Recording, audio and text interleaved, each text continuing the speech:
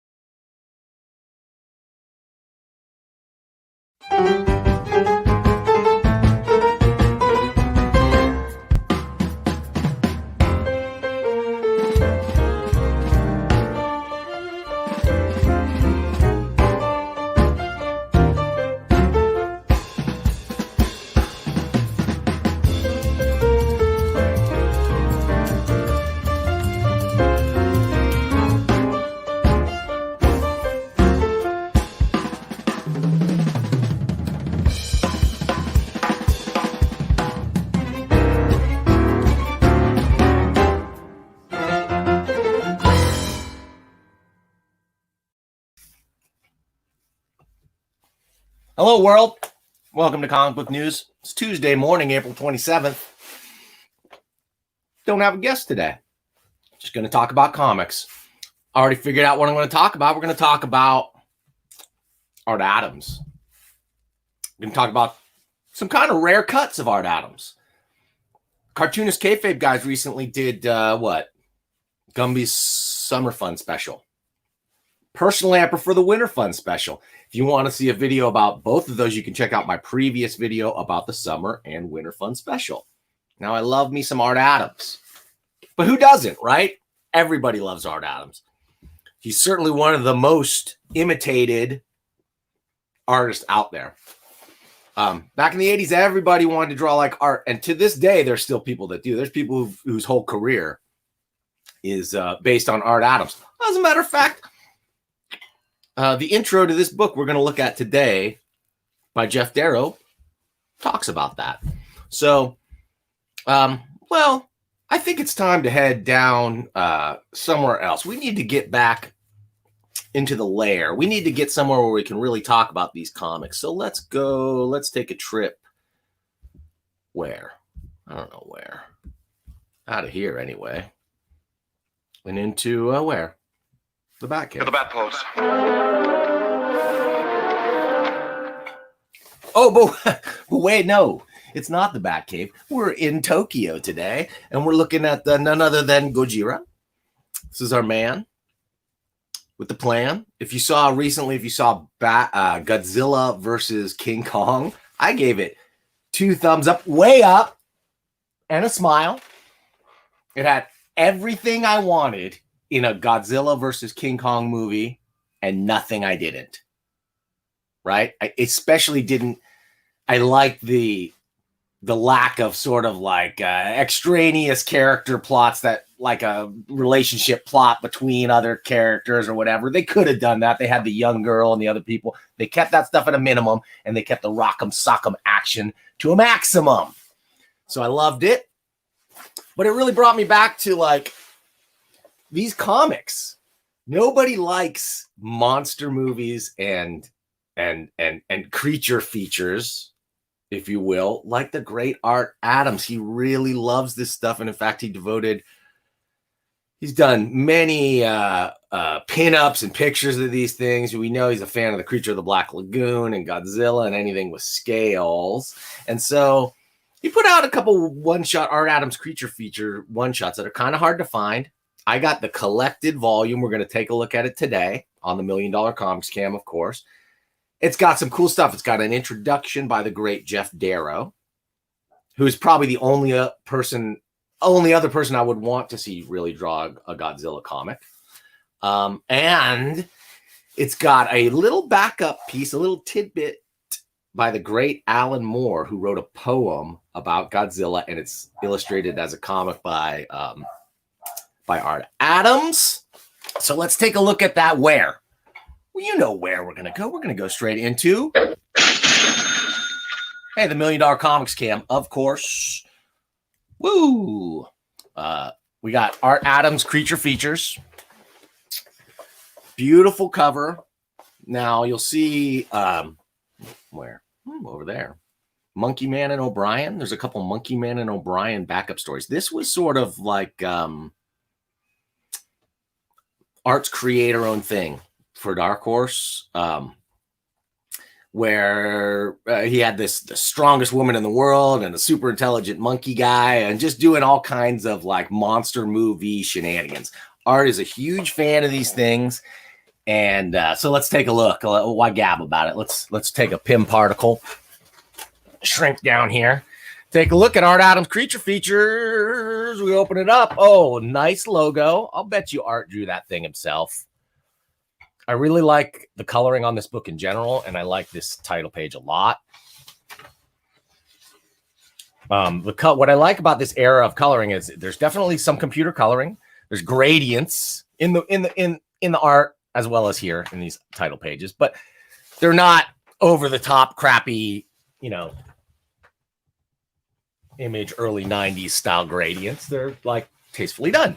Okay, great introduction here by Jeff Darrow. If you don't know Jeff Darrow, then you need to read Rusty and the Big Guy or Shaolin Cowboy to check him out. He's also a huge like monsterific type of guy and loves drawing giant monsters. And so he says of Art Adams, he had a great quote in here that I want. Art Adams is one of the most copied artists in the business. Many of the so-called hot artists of today wouldn't exist if Art hadn't entered the field. Some of these self-same hot artists have criticized Art's speed. I think the main reason they're concerned with Art's rate of production is because they've run out of Art Adams material to pay homage to and are on the third or fourth Art Adams retread work, and their editors are at last starting to complain about being billed for the third or fourth time for the same material. A little bit on the nose, I think, because there's some guys out there. I forgot the guy's name who worked for Marvel, who I looked at several times. And I go like, this looks like Art Adams. And it doesn't just look like Art Adams. It looks like very specific period of Art Adams. So anyway, he's influential. He's great. And let's take a look at his comics. Okay, let's take a look at the stuff that influenced him. He is just a lover of monster movies. And in this intro, Darrow talks about how he's deep into like the supporting cast of these movies and really did a lot of research. So let's see what's going on here. Creature of the Black Lagoon. This is a comic, or a movie rather, doesn't get a lot of love. Now with the rebirth of the, they're trying to do that Universal Cinematic Monster Universe. They really should do Creature of the Black Lagoon, but they should do it very much sort of like the original, where it's just sort of a small horror movie about these guys trapped and sort of having to fight this creature. So this is all about a scientific expedition that uncovered. And by the way, I have not seen Creature of the Black Lagoon, the original movie. I might have seen one of the remakes, but it's been a long time. So this is it for me. I don't know if this is a straight adaptation of the movie or what, but it reads like one, right? It doesn't read like a comic. It reads like a 50s monster movie. For good or ill, right? There's a lot of expository dialogue. There's a lot of dialogue in general. This is written by Art Adams too. So not what you're expecting. I was expecting rather more of like a visual tour de force, which this certainly is, but I was not expecting huge amounts of dialogue. Moving forward, the motivations of this team of explorers. There's the sort of rich dude, only out for the money. There's the science guy and his love interest. And they're sent on this mission to recover the rest of this fossil. They found this sort of creature claw. They're comparing it to the ancient lungfish and how that's a species that survived from whatever the Mesozoic era to today, and that maybe there's other species. So anyway, they set out to find it again, and we get our first glimpse of sort of the creature killing someone. We see it's very typical. I mean, they talk about 50s monster movies. This is it right there. They got the pith helmets on and whatever, and they're out exploring. They've got the local native captain, who's a really fun character in this. They set out, it's like I said, a lot. And I mean a lot of dialogue and exposition, but it's also just a great chance for Art Adams to stretch his artistic muscles here and draw not only, tons of people talking and reaction shots, but all this natural beauty, the ship itself. The guy's a master, and I really love the color palette here. Now, this would have been a black and white movie, of course, but I think it looks awesome.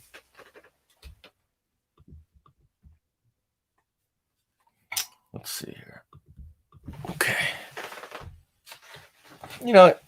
And soon enough, we get into a damsel in distress moment. Va va va voom, if I may say so. And we get an attack. The first sort of like encounter, I should say, with the creature. And they're discovering things, his claw. And they're sort of like, we got to figure out what's going on. Let's get a weapon. Let's get a spear gun going. And of course, they attack the highly misunderstood monster.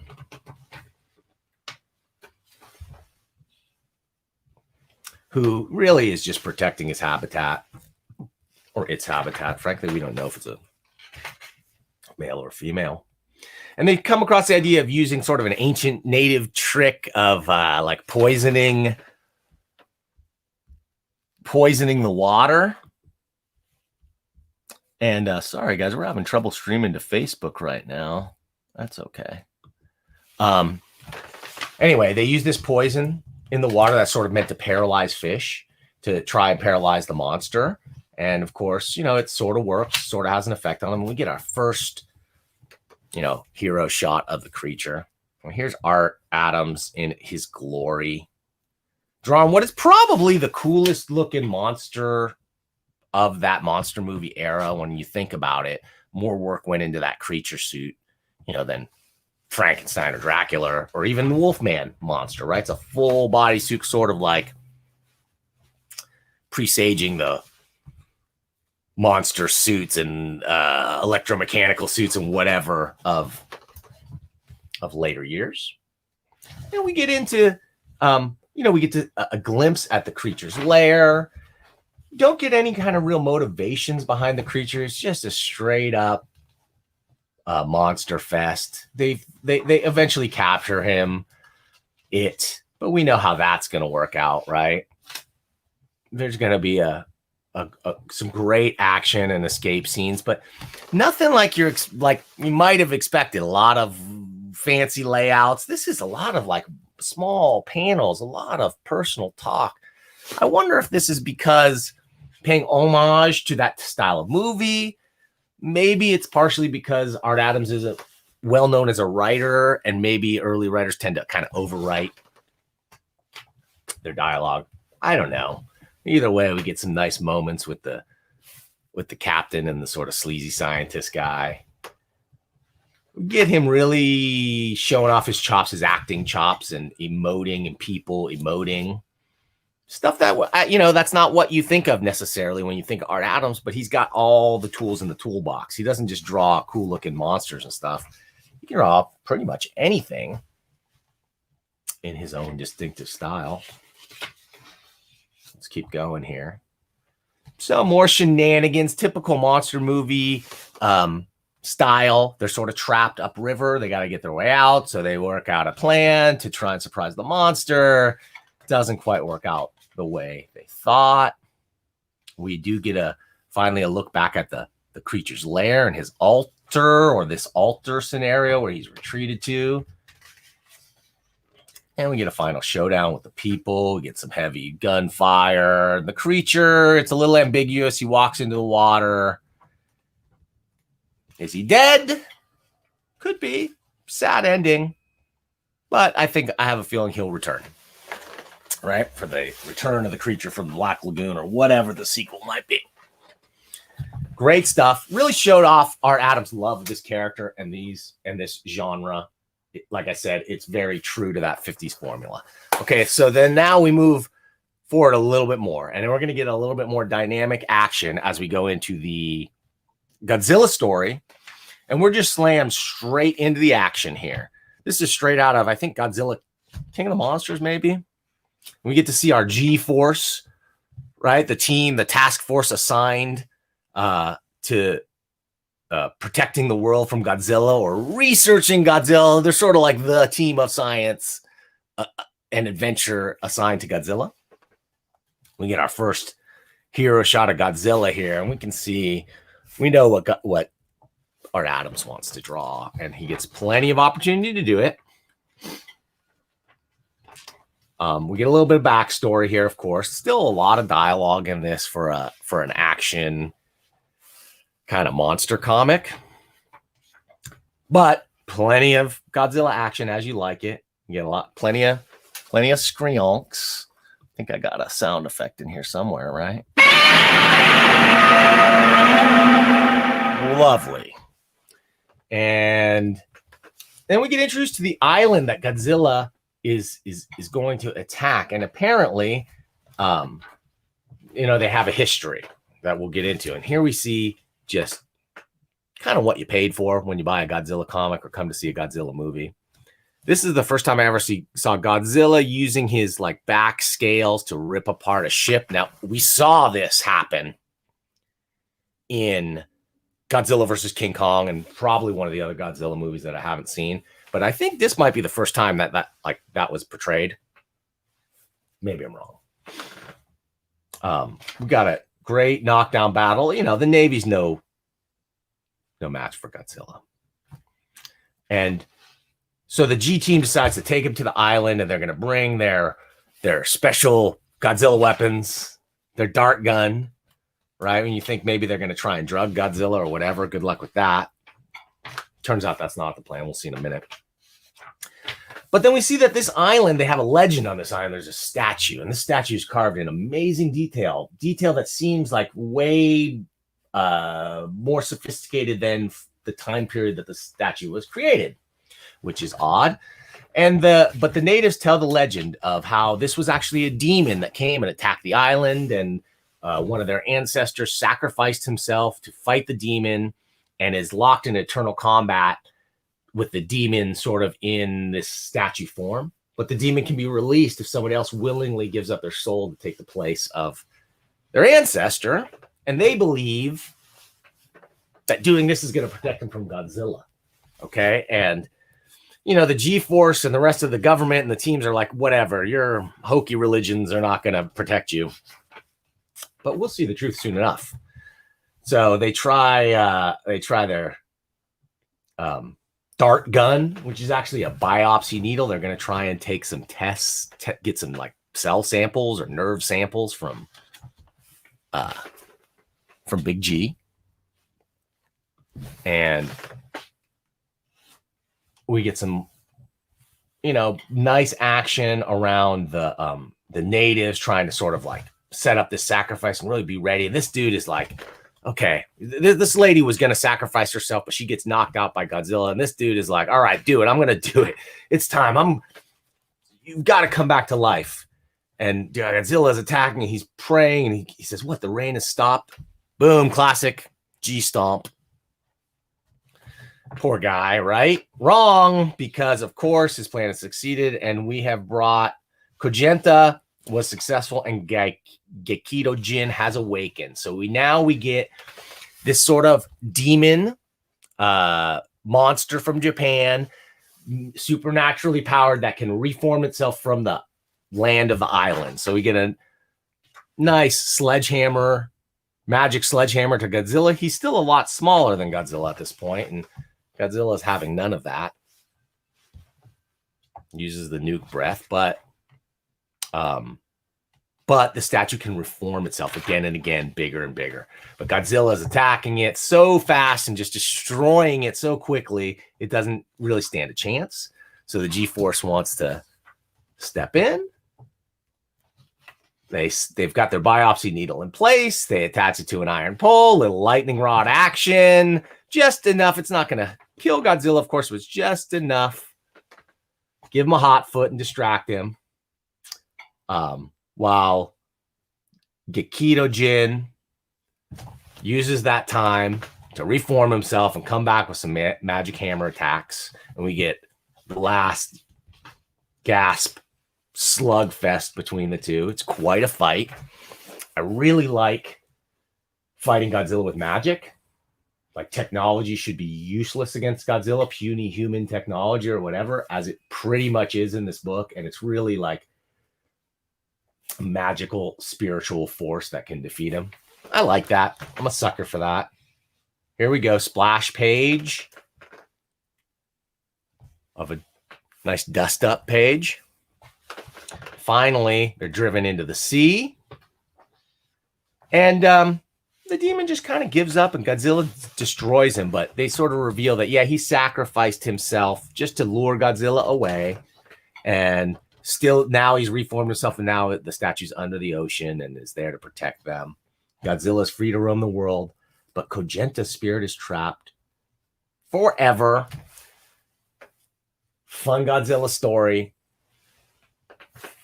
Killer art. Of course, you can't. Godzilla is the hero and the villain all in one, so you can't just count him out. All right, and then we get couple of short stories here next. Monkey Man and O'Brien stories that are really almost completely without context. They are time traveling and fighting a Tyrannosaurus, but who cares about context and story really when you're watching Art Adams draw dinosaurs and monkeys for that matter? And it's basically just like a 3-pager followed by another 3-pager, 4-pager, 3-pager, trapped in the lair of the Shroomonoid. He's obviously a kind of mole man stand-in, complete with his sort of moloids, but with an Art Adams twist to it. As we get to see, now you must face the menace of Kannog. Now that is a pretty dope mole creature. Nice detail on the teeth. We get a huge slugfest, rock'em sock'em action scene, and we're out. Right? Just clean, quick, fun. The visuals we want to see, underground world, mole people. We love that stuff, right? Right. Okay, now, the moment that I teased in the title of this thing. From Alan Moore's songbook, it's Trampling Tokyo. And let's get one more G-Scream.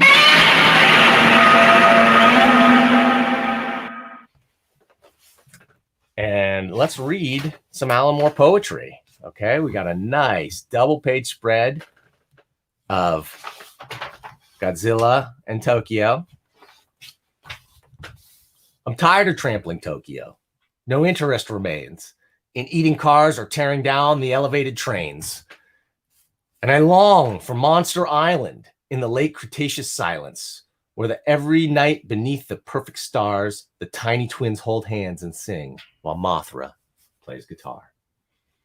I'm bored to death when my every breath sets the boulevard on fire. I'm saving my residuals, and I'm planning to retire. Far away on Monster Island, in the radioactive twilight, sipping X-rays underneath a cocktail sky where the surf booms like Hiroshima and the fishes really fly. Me and Robert Oppenheimer, we shared a drink the other night. I told him, Bob, if you quit your job or if things aren't going right, come with me to Monster Island where the palm trees gleam like pylons, where the luminous lagoon night never ends, and all my monster friends are singing, Gojira, Gojira, go. And I'm so tired of Trampling Tokyo. All right, this was awesome. Art Adams Creature Features. I suggest you find it and pick it up and check it out. It's going to be hard to find those original issues. It's actually kind of noted what a low print run they had in the introduction by Jeff Darrow. But I think you could probably pick this guy up. Ooh, see-through edition. You could probably pick this guy up. I got it where? Oh, I see. I got it from Mike's Coliseum. That's the old comic book store that I used to own. That's the previous name of it. And I bought it off the bargain shelf. I think it was $5. It might have been $6. Well worth it at any price, man. If you like Art Adams, if you like monsters, if you like Godzilla, if you like giant monkeys, if you like the creature of the Black Lagoon, and who doesn't like those things, then you should definitely pick up Creature Features by Art Adams from Dark Horse Comics, introduction by Jeff Darrow, and a backup story by the great Alan Moore, backup song. All right, I want to thank you folks for coming and checking me out on my new impromptu stream. I've got a little bit of time on my hands this week, so I'm just going to come in and talk about things. If you got any questions or things you want to say, I'm going to go to the comments right now. Good old buddy Coffee Breath, longtime watcher and supporter of this channel. Hey, CB. Tic Tac Nino says, sup, people. Omar really liked our intro. I don't know if he's talking about the Sand Pebbles song or the new intro, but I appreciate it either way. Ooh, friend of the show, Heronberg says, Art Adams Creature Features is available on Amazon, but only one copy. Is it out of print? And here's a link. Thank you, HB. Looks like Art Adams Creatures Features is available from Dark Horse, so order it there or through your LCS. Thank you, HB. I appreciate it. I don't always put the links that I should for these things, but I'm glad I got you people watching and checking us out. So thank you for coming in and checking us out. Make sure to tune in next time, because who have we got next time? Holy cow. Gary Calabuono, a.k.a. Moondog. Moondog Buys Comics, the original comic buyer. This dude has got a ton of experience in the comics world, selling comics, buying comics, and creating a chain of comic book stores in the Midwest that's considered one of the best that he sold. He created the Chicago Comic Con, which he also sold. He did a lot of stuff. He did a comic book show, radio show for years where he talked about comic books on the radio. I feel like he's like a kindred soul in comics broadcasting, so I appreciate it. Who else? I got a few other people. I'm not going to name them yet. Still working on good old Ethan Van Sciver, who said he wanted to come on, but has sort of changed his mind. I guess that's fine. I wanted to talk to the guy about some real issues and some real stuff and get a little less contentious than our last interview, but I'll wait till he's ready. When he's ready to face the music and face my terrifying questions. I don't have any terrifying questions. I got pretty boring run-of-the-mill comic book questions, but I'm ready for them. If you would like to see your comics on the $1 Million Comics Cam, there's just one place to go. Send it to the $1 Million Mailbox, P.O. Box 1163, Arcata, California, 95518. I'm going to take you out with a comment here from Tic Tac Nino. Again, love your shows, Mr. Dan. Art Adams, one of my favorite artists. You and me both, Tic Tac. Love the guy. But you know what I really love? I love all the great comics that people send me. Not just companies like Fantagraphics Books, who sent me this cool Beatnik Buenos Aires book, or Last Gasp, who sent me Tokyo Zombie, along with a bunch of other stuff. I got a stack of stuff. That's why I'm going to come through this week, review as much as I can. I'm going to bring in Larry, hopefully, this week. We'll do another $1 million mailbox. So thanks for checking us out. Make sure to stick around for the closing credits, because there's usually a very fun little cameo at the end. Like any good comic book movie, we like to have our comic book cameo. So thanks for watching. Stick around. Check me out next time, which is going to be tomorrow, right? I'm going to come on tomorrow. I'm going to try and make it around 9 a.m. again, Pacific time. If you can make it, I'd love to have you. Bring your questions, bring your comments, because I'm ready to mix it up. And we will see you then. And that time will be next time.